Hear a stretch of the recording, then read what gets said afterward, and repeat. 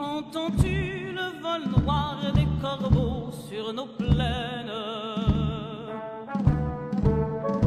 Ami, entends-tu ces cris sourds du pays qu'on enchaîne?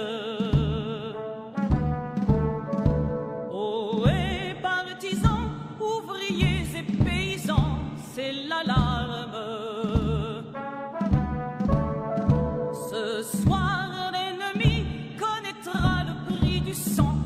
des larmes. Montez de la mine, descendez des collines, camarades. Sortez de la paille, les fusils, la mitraille, les grenades. Oh, et les tueurs à la balle et au couteau, tuez vite.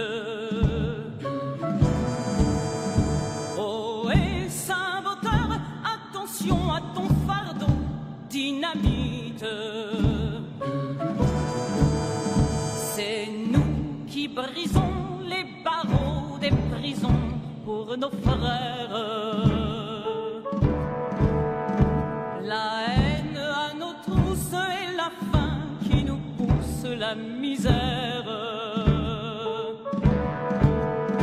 Il y a des pays où les gens creux des lits font des rêves. Ici, nous vois-tu, nous on marche et nous on tue, nous on crève. Ici, chacun sait ce qu'il veut, ce qu'il fait. Christian Blachon, Christian Blanchon, général de l'armée française, a écrit le 11 septembre 2022.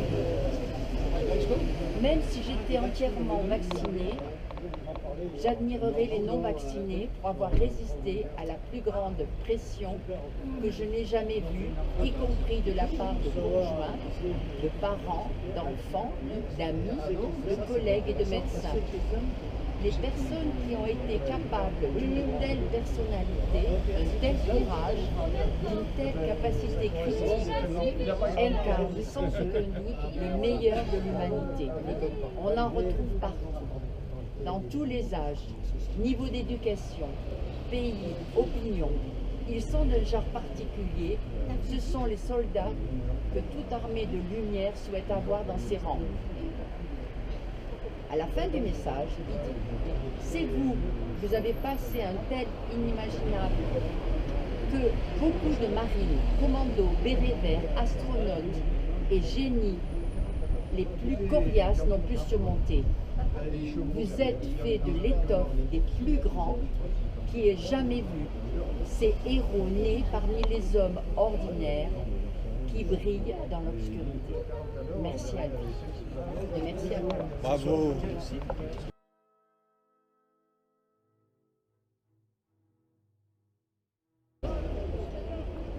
Justement, là, moi, je me pose des questions.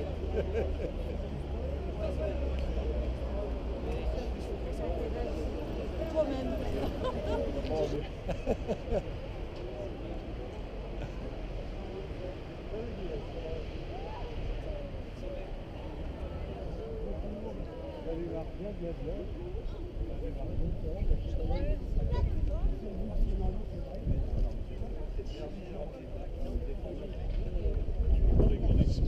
À côté de celle-là, tu vois la différence. Tu as vu là?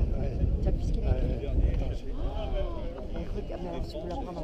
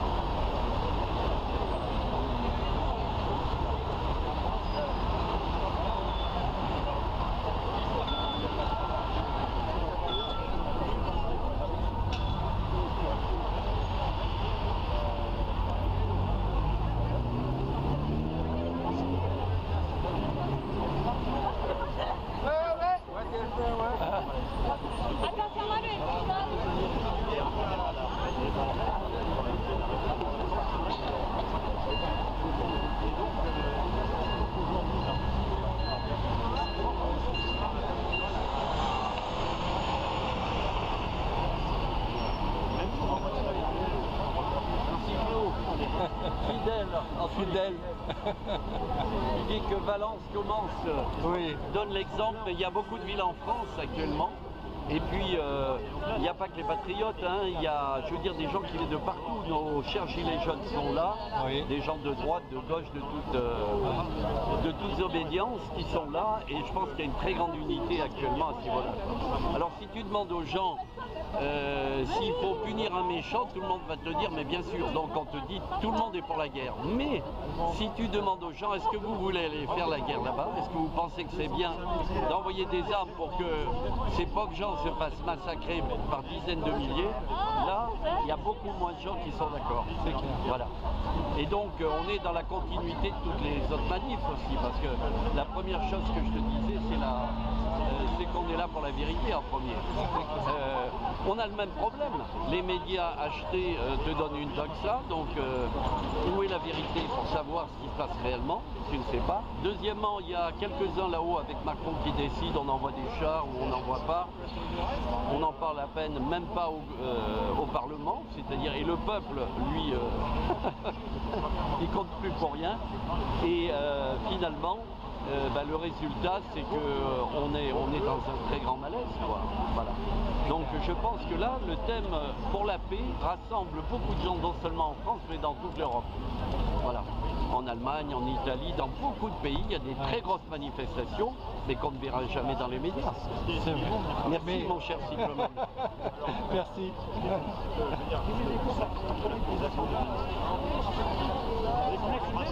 Oui. Ah bon? Moi, je suis vacciné un peu du tout. Ah. Alors, Ensemble pour la paix. Ensemble pour la paix parce qu'elle veut réunir un maximum de gens pour d'abord faire la vérité, avoir la vérité par rapport à ce qui se passe actuellement. Et c'est notre combat de toujours. La deuxième chose, c'est la démocratie. Comment peut-on décider d'envoyer des armes sans qu'on insulte quasiment le Parlement, mais les citoyens? La troisième chose, c'est que les va-t-en-guerre sur les plateaux, les spécialistes qui veulent faire la guerre, ne connaissent pas l'immensité de la souffrance du dégât sur ce champ de bataille.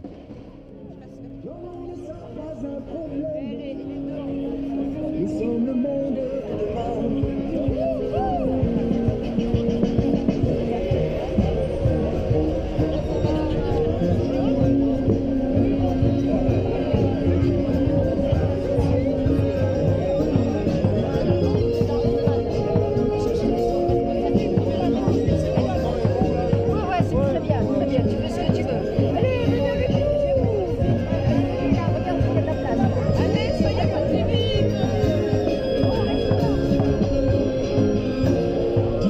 C'est ainsi que naissent les colombes. Dis-leur que c'est ici que commence le nouveau monde. Dis-leur nos cœurs qui souffrent quand le monde s'isole. Dis-leur qu'on se retrouve émancipés de camisole. Dis-leur nos corps qui vibrent, nos notes de musique. Dis-leur qu'on savent vivre.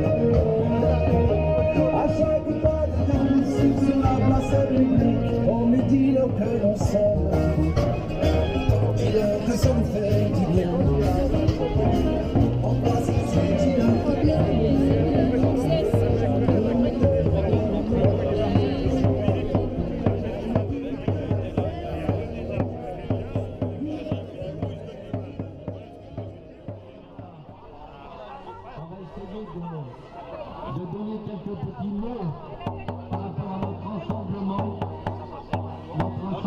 ensemble pour la paix, et tout est dit déjà. L'unité, ensemble, c'est très important.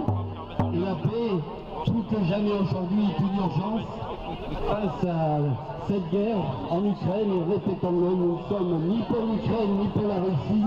Nous sommes pour la paix, pour les négociations, pour qu'on arrête d'envoyer des armes sur notre argent, des armes qui sont en train de faire tuer chaque jour des milliers et des milliers d'innocents soldats qui aimeraient rester chez eux.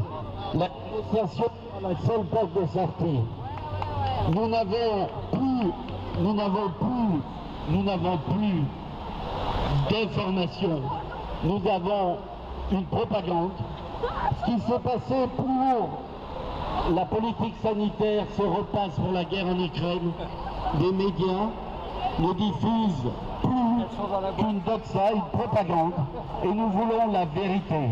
La vérité, c'est qu'il y a une situation critique, que nous n'avons pas à envoyer d'armes, des milliards qui viennent des États-Unis pour entretenir une guerre, l'OTAN qui est mobilisé et qui révèle quoi? Qui révèle que notre pays n'a pratiquement plus de munitions, que notre armée est dans un état déplorable, qui révèle que de bouleverser, de réduire l'économie russe. C'est nous qui maintenant sommes dans une situation extrêmement critique sur le plan économique, sur le plan de la dette. Et donc la paix, plus que jamais, est une urgence. Nous ne sommes pas seuls à Valence. En France, de très nombreuses manifestations ont lieu en ce moment, pendant ce week-end, et dans tous les pays d'Europe, et pas simplement d'Europe, aux États-Unis, ailleurs. Beaucoup de gens prennent conscience que cette guerre n'aurait pas lieu, qu'elle est juste une manipulation où les États-Unis et l'OTAN veulent régler le compte à la Russie, alors qu'il faudrait maintenant négocier. Les négociations qui étaient prévues ont été arrêtées à plusieurs moments par les États-Unis et la Grande-Bretagne. La France elle-même ne dit plus rien, elle suit simplement aveuglément la direction américaine et de l'OTAN.